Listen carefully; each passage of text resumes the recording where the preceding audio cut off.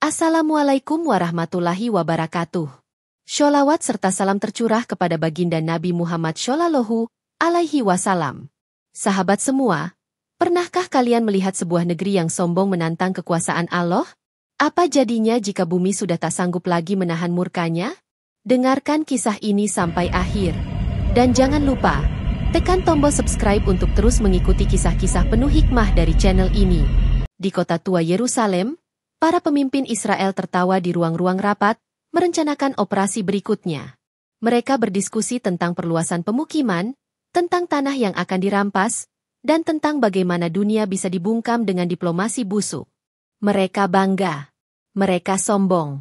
Seolah tak akan pernah ada yang bisa menghentikan mereka.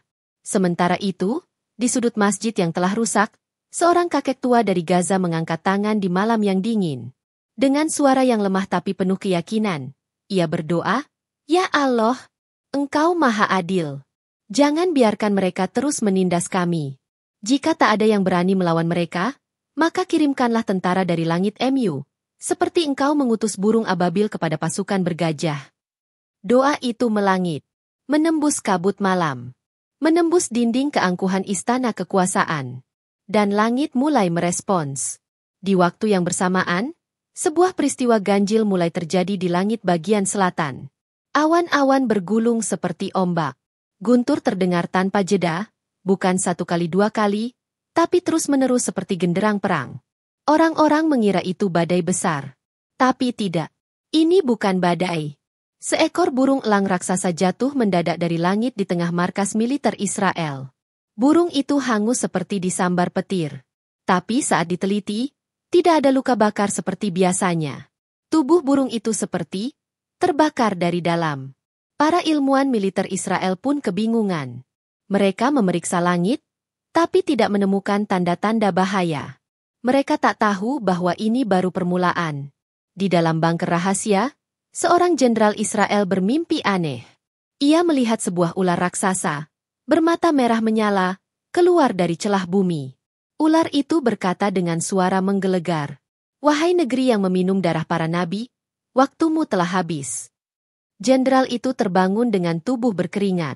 Ia mencoba menenangkan diri, tapi tiba-tiba seluruh lampu di markas padam. Layar monitor mati. Alarm berbunyi. Dan di layar CCTV terakhir yang sempat menyala, tampak langit mulai terbelah. Tapi apa yang keluar dari sana bukanlah hujan atau pesawat musuh, melainkan sesuatu yang tak pernah mereka bayangkan. Langit di atas Yerusalem malam itu berbeda dari biasanya. Tidak ada bintang yang terlihat. Awan hitam menggumpal pekat, menutup rembulan seolah langit sedang menyimpan rahasia besar. Suara guntur tidak lagi datang sesekali, tapi menggema terus-menerus seperti suara drum kematian. Suasana begitu mencekam, hingga burung-burung pun diam, dan anjing-anjing tidak berani menggonggong. Di menara kendali militer Israel, para teknisi sibuk memperbaiki sistem yang tiba-tiba lumpuh. Radar tidak lagi bekerja. Sinyal komunikasi terputus. Drone-drone pengintai jatuh tanpa sebab. Jenderal Avraham, yang dikenal dingin dan kejam, mencoba tetap tenang. Tapi peluh di dahinya tak bisa dibohongi. Tiba-tiba, seorang perwira berteriak panik sambil menunjuk ke layar cadangan. Di sana, tampak rekaman langit yang mulai merekah. Ya, seperti terbelah. Bukan karena cahaya, tapi oleh sesuatu yang bergerak lambat, melingkar, dan bersinar merah membara. Mula-mula samar, lalu makin jelas. Sebuah bentuk besar, panjang, dan berapi. Orang-orang menyangka itu komet atau meteor. Tapi tidak. Benda itu mulai menunduk ke arah bumi. Matanya dua, menyala seperti bara. Nafasnya mengeluarkan kepulan asap hitam. Dan dari mulutnya yang terbuka lebar, terdengar suara mendesis panjang yang membuat darah siapapun yang mendengarnya membeku. Itu seekor ular. Tapi bukan sembarang ular. Ini adalah ular api dari neraka. Warga kota mulai keluar dari rumah. Mereka menengadah dengan ketakutan. Beberapa orang berteriak, yang lain pingsan. Yang lebih tua mengira ini kiamat. Tapi tidak. Ini baru pembukaan. Ular itu melayang perlahan di atas Yerusalem. Tubuhnya sepanjang sungai Nil, dan sisiknya terbuat dari bara panas yang terus menyemburkan percikan api. Ia bergerak seperti mencium aroma dosa yang telah lama dipendam bumi. Lidahnya menjulur dan bergetar, menebar gelombang panas yang membuat dedaunan kering terbakar dalam hitungan detik. Roket-roket anti udara ditembakkan ke arahnya. Tapi saat menyentuh tubuhnya, semua peluru langsung meleleh dan jatuh ke tanah seperti cairan timah. Ular itu menggeram, dan sekali kibas ekornya, menara-menara pengintai runtuh. Suara ledakan terdengar bertubi-tubi, tapi bukan karena bom. Itu adalah suara bangunan meledak karena disentuh api yang keluar dari tubuhnya. Di puncak kekacauan, tiba-tiba ular itu membuka mulutnya. Dari dalamnya, keluar semburan api neraka yang tak bisa padam. Api itu bukan sekadar membakar, tapi melelehkan segalanya, bahkan baja sekalipun. Jalan raya menjadi lautan magma. Mobil-mobil meledak satu persatu. Orang-orang lari, tapi tak tahu kemana. Karena seluruh kota berubah menjadi ladang azab. Di sebuah sekolah yang masih berdiri, anak-anak tentara bersembunyi bersama guru-gurunya. Mereka memeluk satu sama lain, berdoa dengan bahasa yang tak pernah lagi mereka gunakan untuk kebaikan. Tapi doa mereka tak menembus langit. Karena langit malam itu telah dipenuhi oleh satu suara, amarah dari Allah yang diturunkan dalam bentuk makhluknya yang paling menakutkan. Sementara itu, di pinggiran kota, seorang pemuda Palestina menyaksikan semua ini dari kejauhan. Air mata mengalir di pipinya. Bukan karena takut, tapi karena ia tahu doa-doa yang selama ini dipanjatkan dalam sujud, akhirnya dijawab oleh langit. Dan ular api itu belum selesai. Ia hanya baru memulai dari Yerusalem. Kota berikutnya, Tel Aviv. Malam yang mencekam itu menjadi saksi dimulainya babak baru dalam sejarah dunia. Setelah membakar Yerusalem, ular api dari neraka melayang pelan menuju Tel Aviv. Tubuhnya menjalar di udara, meninggalkan jejak bara membara yang tidak padam, bahkan saat menyentuh laut sekalipun. Air mendidih, ikan-ikan mati mengapung, dan langit seperti mendidih karena panas tubuhnya. Di Tel Aviv, penduduk mulai panik. Sirine berbunyi tiada henti. Orang-orang berebut masuk ke tempat perlindungan bawah tanah. Tapi sebagian besar pintunya terkunci otomatis, hanya bisa diakses oleh kalangan militer dan pejabat tinggi. Di jalanan, kendaraan macet total. Teriakan, tangisan, dan doa-doa bercampur dalam kekacauan yang tak terkendali. Ular api itu melingkar di atas kota. Ia menatap ke bawah, matanya memancarkan kebencian kuno yang tak bisa dijelaskan manusia. Ia bukan hanya makhluk, tapi alat azab. Ia bukan hanya pembakar, tapi pengadil. Dan saat ia membuka mulutnya, api yang menyembur bukan lagi sekadar nyala biasa, tapi api yang mengandung murka Allah. Gedung-gedung pencakar langit langsung runtuh begitu lidah api menyentuhnya. Kaca meleleh. Beton hancur seperti pasir. Sistem pertahanan Israel yang dibanggakan selama ini, Iron Dome, drone, rudal canggih, tidak mampu berbuat apa-apa.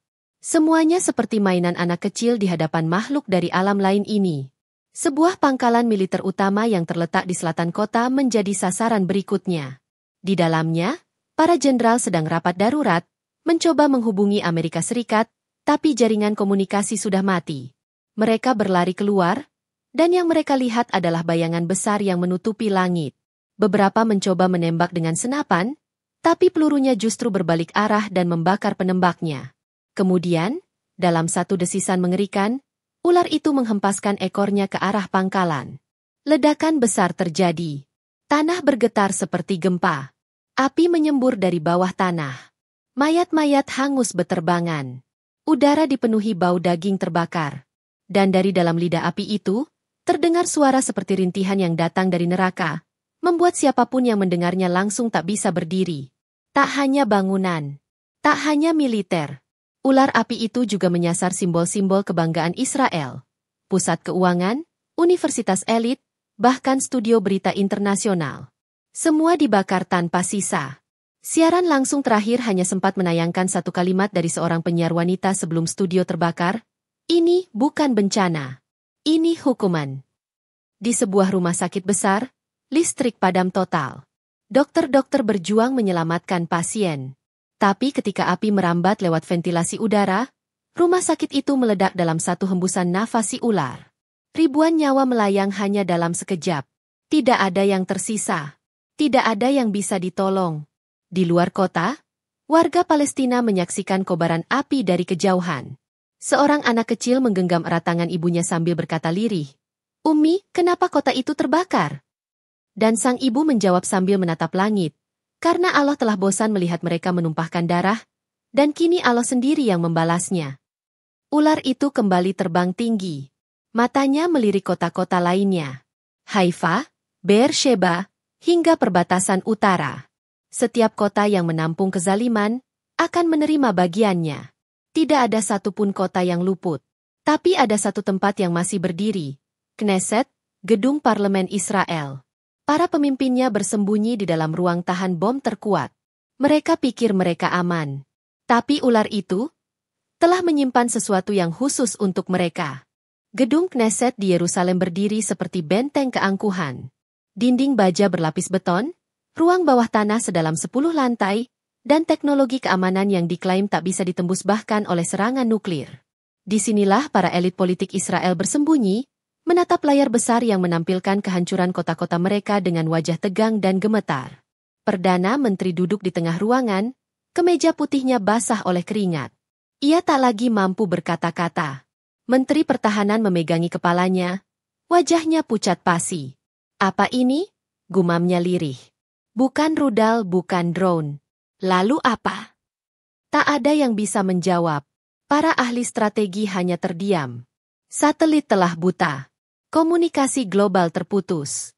Semua yang mereka andalkan, teknologi, kekuasaan, pengaruh internasional, kini tidak lebih dari abu dalam angin. Tiba-tiba, dari speaker ruang kendali, terdengar suara rendah, berat, dan asing. Bukan suara manusia. Bukan pula bahasa yang dikenali komputer. Namun semua yang mendengarnya langsung mengerti artinya, karena suara itu tidak berbicara pada telinga, tapi langsung menembus hati. Kalian mengira bisa berlindung dari azab dengan tembok baja? Kalian mengira bisa selamat dengan bersembunyi di balik kekuasaan? Kalian lupa bahwa langit tidak bisa kalian sogok, dan bumi tidak bisa kalian bungkam. Seketika, seluruh listrik di dalam Knesset padam. Generator cadangan menyala, tapi hanya sejenak sebelum meledak.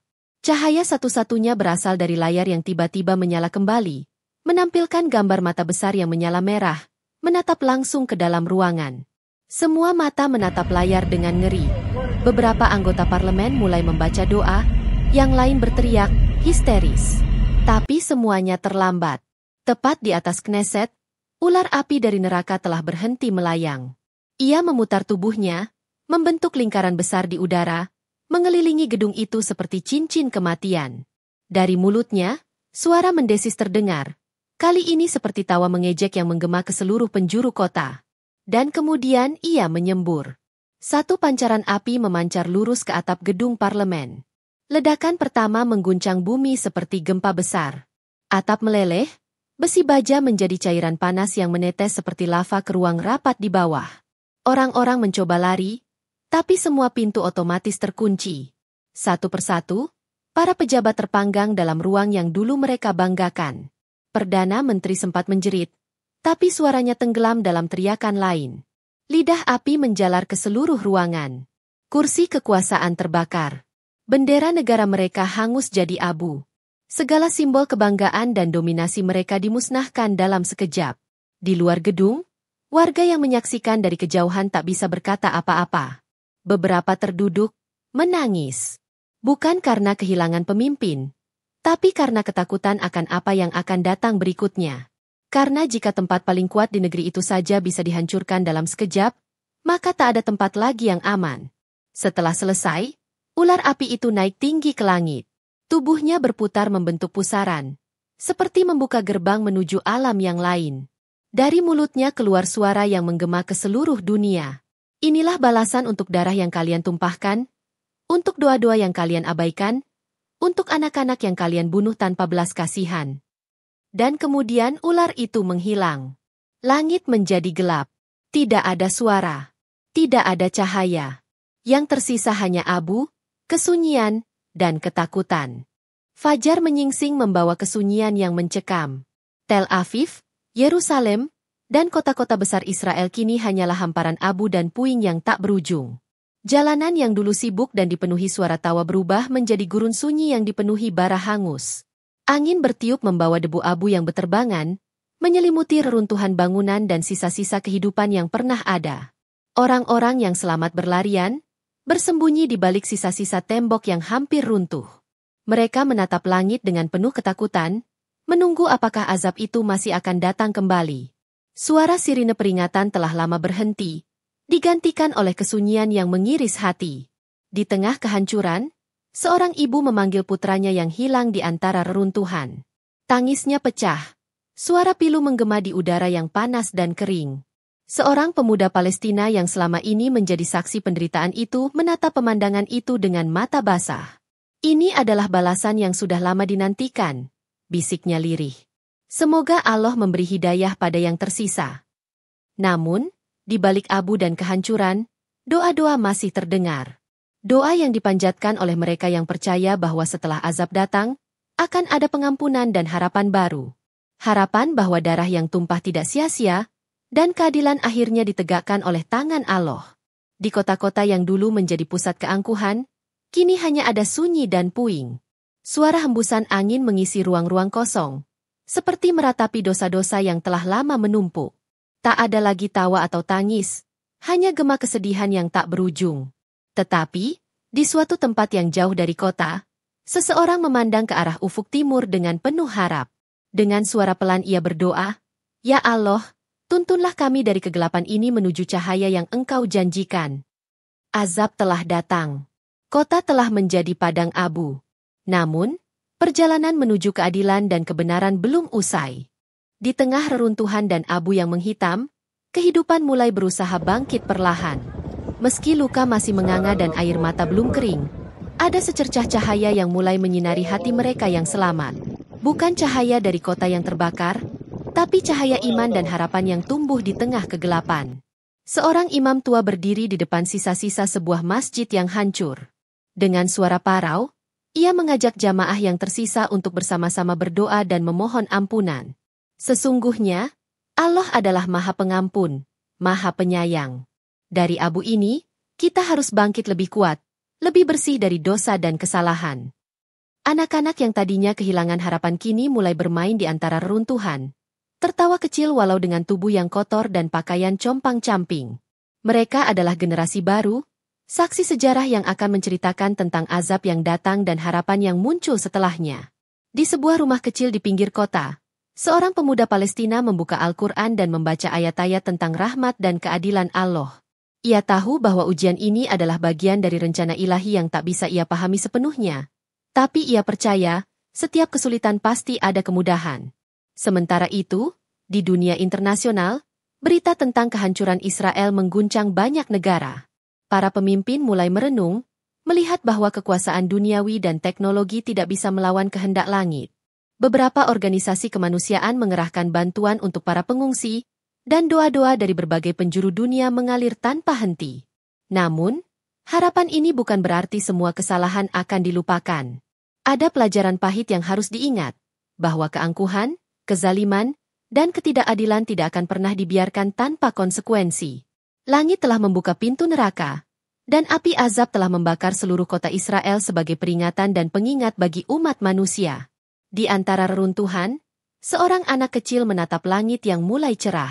Dengan suara lembut ia berkata, "Semoga kita semua belajar untuk hidup dengan penuh kasih dan keadilan, agar api ini tidak pernah datang kembali." Dan dengan itu, babak baru dimulai. Dari abu yang hangus, kehidupan yang baru berusaha tumbuh. Sebuah kisah tentang azab yang menggetarkan bumi dan harapan yang menyinari jiwa. Setelah gelombang azab yang dahsyat meluluhlantakkan negeri Israel, kini saatnya bagi umat manusia untuk merenung dan mencari jalan pengampunan. Kehancuran yang tersisa bukanlah akhir dari segalanya, melainkan awal dari babak baru, babak pembelajaran dan perubahan. Di antara reruntuhan, para pemimpin agama dari berbagai kepercayaan berkumpul. Mereka berdiskusi dengan penuh hikmat, menyadari bahwa hanya dengan persatuan dan kasih sayanglah umat manusia dapat bangkit kembali. Seorang ulama tua berkata, pengampunan hanya bisa datang dari hati yang tulus dan dari tangan yang mau menorehkan kedamaian. Di kota yang masih hangus, warga mulai membersihkan puing-puing dengan penuh kesungguhan. Mereka menanam pohon dan membangun kembali rumah-rumah yang hancur. Proses ini tidak mudah, tapi setiap langkah kecil menjadi simbol kebangkitan dari kehancuran. Anak-anak yang dulu takut akan api kini belajar tentang kasih dan kedamaian di sekolah-sekolah darurat yang didirikan di tenda-tenda pengungsian. Mereka diajarkan bahwa darah yang tertumpah adalah pengingat untuk tidak mengulangi kesalahan masa lalu. Sementara itu, di langit yang mulai cerah, muncul tanda-tanda harapan. Awan putih perlahan menggantikan asap hitam, burung-burung kembali berkicau, dan angin membawa aroma segar ke seluruh negeri. Semua itu adalah isyarat bahwa Allah membuka pintu pengampunan bagi mereka yang benar-benar bertaubat. Namun, jalan menuju pengampunan bukanlah tanpa tantangan. Masih ada luka yang dalam, dendam yang sulit dihapus, dan rasa takut yang membayangi. Tapi dengan keyakinan dan keteguhan hati, manusia diajak untuk melangkah maju, meninggalkan kebencian, dan membangun dunia yang lebih baik. Di sebuah tempat sunyi, seorang wanita menulis surat panjang kepada dunia. Surat itu berisi pesan damai dan ajakan untuk bersatu melawan kezaliman. Kita semua adalah makhluk ciptaan Allah, tulisnya. Mari kita saling memaafkan, saling mengasihi, dan saling menjaga agar api azab tidak pernah kembali. Azab yang datang dari ular api neraka telah mengubah segalanya. Ia mengajarkan manusia tentang batas kekuasaan mereka, tentang betapa kecilnya mereka di hadapan kehendak langit. Tapi juga, ia membuka jalan bagi harapan, pengampunan, dan cinta yang lebih besar dari sebelumnya. Cerita ini adalah peringatan dan pelajaran bahwa keadilan Allah tidak pernah terlambat, dan bahwa hanya dengan hati yang bersih serta niat yang tulus, manusia dapat menata kembali hidupnya di bawah naungan rahmat-Nya. Terima kasih telah menyimak cerita ini sampai akhir. Jangan lupa untuk subscribe channel ini agar tidak ketinggalan cerita-cerita menarik dan penuh makna lainnya.